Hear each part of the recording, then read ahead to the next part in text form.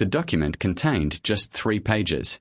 But the instant King Charles signed the final page, the course of the monarchy changed forever. Camilla's title as queen was officially removed. Her ceremonial privileges were suspended. And standing behind the extraordinary decision was Prince William, supported by senior members of the royal family who had finally decided they could no longer remain silent. What began as a private disagreement behind palace walls soon turned into one of the most dramatic royal conflicts of modern times. Before we uncover what truly happened, make sure to subscribe so you never miss another royal update. King Charles knew that everyone seated around the table understood this was far more than an ordinary family dispute. Buckingham Palace, the monarch's official residence, had become the scene of an emergency meeting attended by Prince William, Princess Anne, Prince Edward, and several constitutional advisors. The king held a formal royal document in his hands, a legal instrument used to change official titles and responsibilities. Across the table, William stood quietly. There was no longer any path back. For months, concerns had been growing over Camilla's increasing influence on household appointments, ceremonial matters, private correspondence, and decisions traditionally reserved for the sovereign or the direct heir. Princess Anne had witnessed the same pattern herself. Prince Edward had initially stayed out of the conflict, but after discovering that official schedules and invitations had been altered through Camilla's office, his position began to change. Charles lowered his pen, paused briefly, then signed the document. His hand trembled as the ink settled across the page. The order immediately removed Camilla's right to use the title of Queen, restored her status as Duchess of Cornwall, and ended her authority within the working monarchy. With a single signature, Charles protected the crown, but at the same time broke the heart of the woman who had stood beside him for decades. Camilla received the decision while sitting alone inside a private drawing room. She slowly read the opening paragraph twice before tightening her grip on the arm of the chair. Looking up at one of her aides, she quietly asked, "Was this William's doing?" The aide remained silent. The reality was even more unsettling. William had not acted by himself. Princess Anne and Prince Edward had joined his side, creating what palace insiders privately described as an unprecedented family uprising against Camilla's expanding influence. Then another file was placed before the king. Inside were copies of altered schedules, blocked invitations, delayed correspondence, and private instructions that had reportedly been issued without Charles being fully informed. Losing the title was shocking enough. But what truly changed everything was the evidence that finally convinced the King William had been telling the truth. To understand why Charles agreed to remove the title from the woman he loved, we must look beyond the official document and into the deeply personal conflict that had been growing inside the royal family for years. This was never simply about rank or ceremony. For Charles, it became a painful choice between the wife who had stood beside him through decades of controversy and the son who would one day inherit the crown. For William, it meant challenging a father he still respected but could no longer fully trust. And for Camilla, the royal title she had fought so hard to secure suddenly seemed to be slipping away because of the very family she had spent years trying to become part of. After the meeting ended, Charles remained alone inside the room. He removed his glasses and stared silently at a framed photograph of himself standing beside Camilla, taken during one of the happiest moments of their marriage. He couldn't bring himself to turn the picture away. Yet he couldn't bear to keep looking at it either. His marriage had become the foundation of his personal happiness. But Camilla's growing influence inside palace affairs had forced that happiness into direct conflict with his responsibility as king. William returned to Kensington Palace carrying no sense of victory. Catherine found him standing quietly, still replaying the moment his father signed the royal order. After a long silence, William admitted that he felt torn. He knew the decision could permanently damage Charles's marriage, yet he also believed he had protected the future of the monarchy. In his mind, Catherine's position, the security of their children, and the future awaiting George, Charlotte, and Louis had all been placed at risk once important royal boundaries began to disappear. Although William had achieved what he believed was necessary, the son within him felt he had deeply hurt his own father. Meanwhile, Camilla reached out to her sister, Annabel, shortly after the palace doors closed behind her. During their private conversation, later mentioned in family accounts, Camilla confessed that losing the title was painful, but what hurt even more was the feeling that Charles's children had never truly accepted her. She had endured years of public criticism throughout her life, yet rejection from inside the royal family left a far deeper wound. As her voice weakened, Camilla admitted she feared Charles might now see her as a liability instead of the partner who had stood beside him for decades. Princess and had already spoken privately with her brother before the emergency meeting. She warned Charles that devotion to a spouse could never outweigh responsibility to the crown. Known throughout the family for her discipline and honesty, and urged the king to confront facts that affection had allowed him to overlook. Prince Edward faced his own turning point.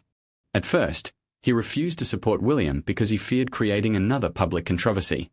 But everything changed after one of his official engagements was reportedly altered through Camilla's office without his approval. That incident convinced Edward the issue was no longer personal. It had become a struggle over who truly controlled the daily operation of the monarchy.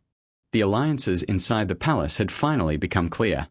The emotional wounds were undeniable.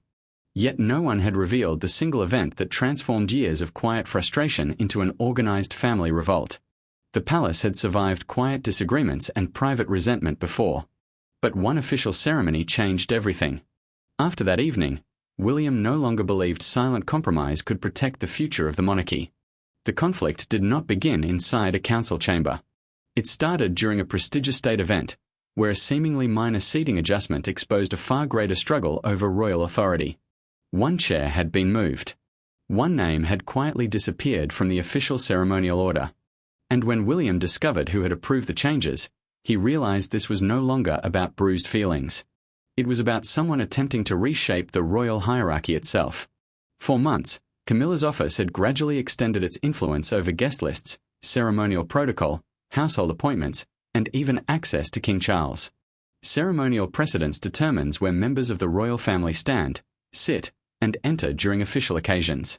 Even the smallest alteration can send a powerful message about status and authority.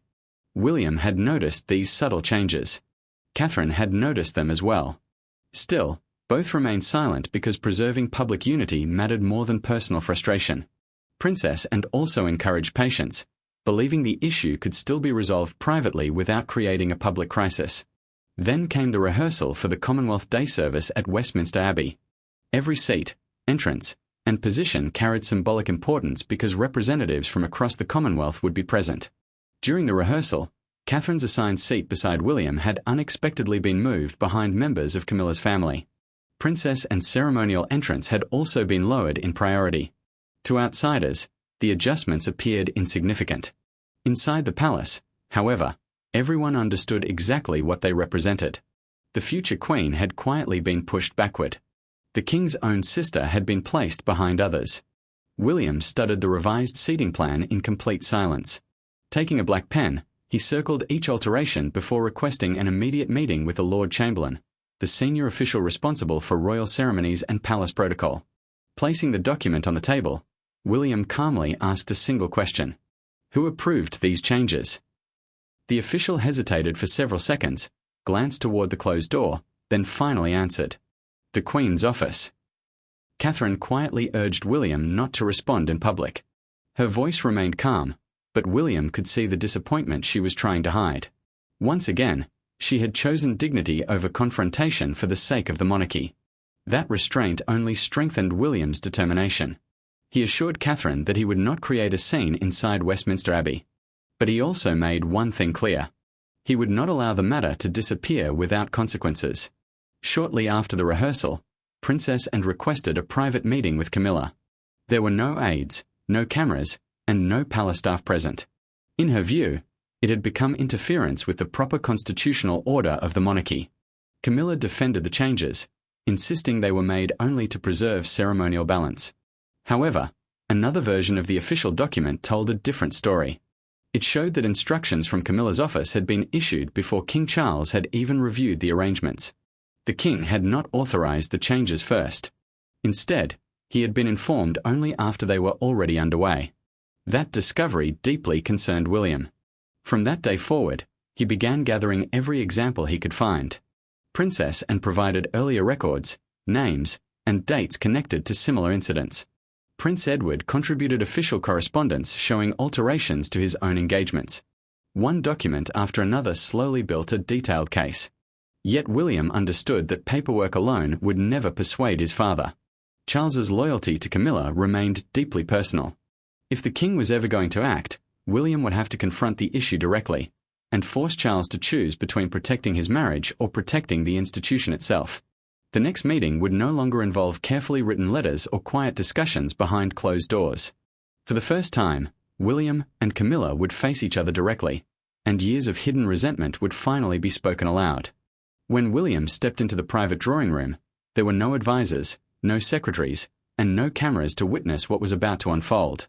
Camilla was already waiting near the fireplace, calm on the surface but clearly aware that the conversation would not be easy. King Charles sat between them, hoping he could prevent the situation from becoming even worse. That hope disappeared within moments. William placed a thick evidence file on the table, shut the door behind him, and calmly stated that Camilla's influence inside the monarchy had gone beyond acceptable limits. Charles had arranged the meeting believing a private discussion might still protect both his marriage and the institution he had sworn to defend. William entered with a different belief. In his view, that opportunity had already passed. Inside the file were copies of altered schedules, delayed correspondence, revised guest lists, and official instructions affecting Catherine, Princess Anne, and Prince Edward. Without raising his voice, William slid the documents across the table and asked Camilla one direct question. Did you personally approve the changes made to the Commonwealth ceremony? Camilla glanced through the papers before responding. She insisted that someone had to protect the dignity and position of the Queen. Her answer immediately changed the atmosphere inside the room. To William, those words sounded less like an explanation and more like a claim of authority. He replied that protecting royal dignity could never justify sidelining Catherine or bypassing the future heir. Every sentence was delivered calmly. Yet Charles could hear the determination in his son's voice. William was no longer asking for reassurance. He was demanding clear boundaries. The king watched both of them in silence, realizing that what had started as a family disagreement had now become a battle over the future direction of the monarchy. Camilla responded firmly. She accused William of searching for an excuse to remove her and claimed he had never truly forgiven her for the pain connected to Princess Diana. For a brief moment, the room fell completely silent. William's expression changed, but he refused to step back. He answered quietly that this confrontation was not about the past.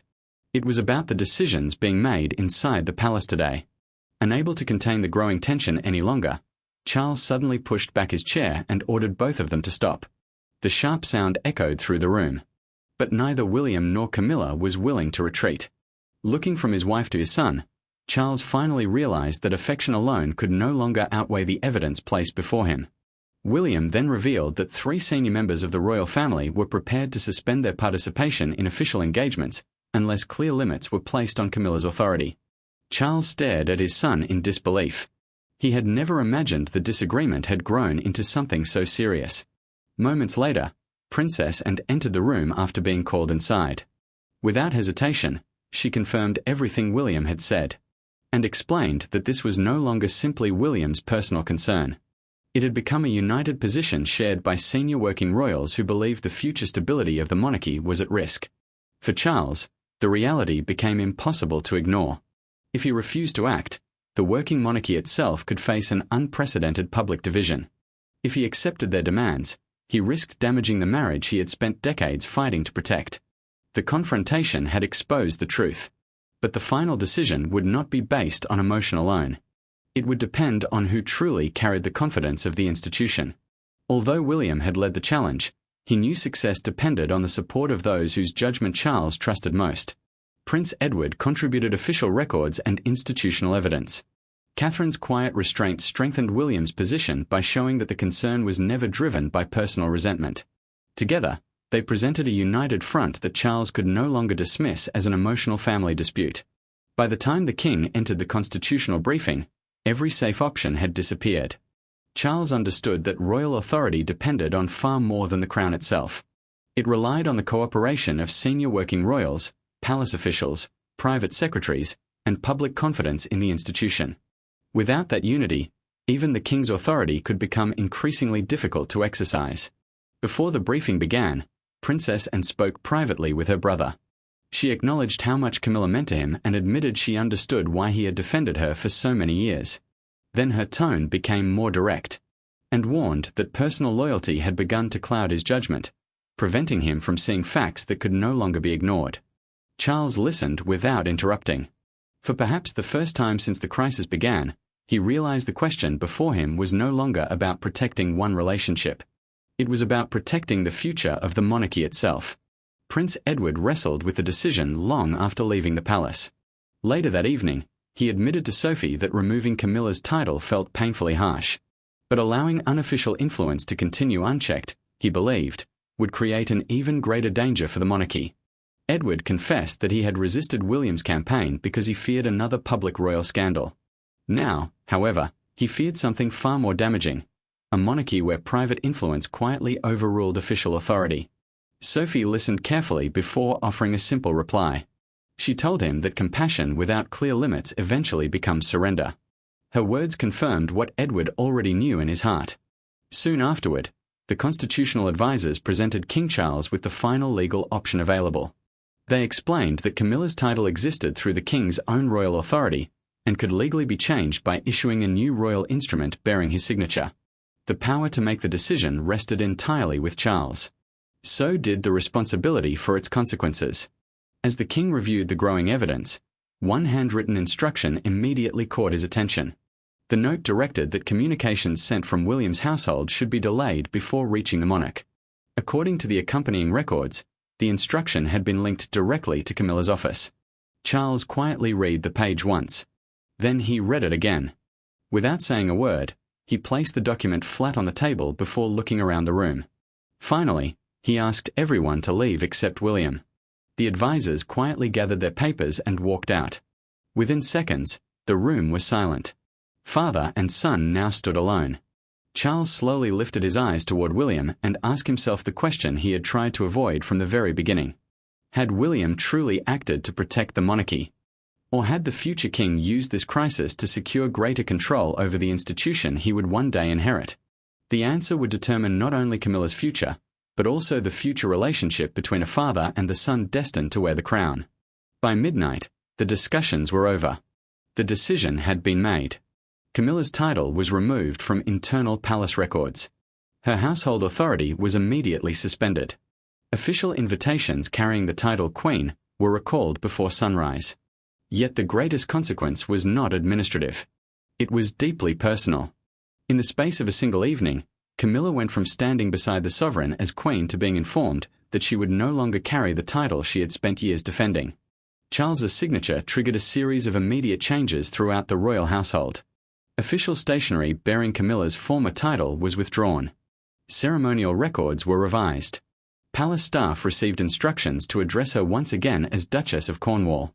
Her household was significantly reduced, while appointments connected to her office were transferred for review under the supervision of the Lord Chamberlain and representatives working with Prince William.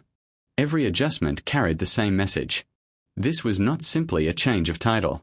It marked the removal of the influence that had quietly grown around her office.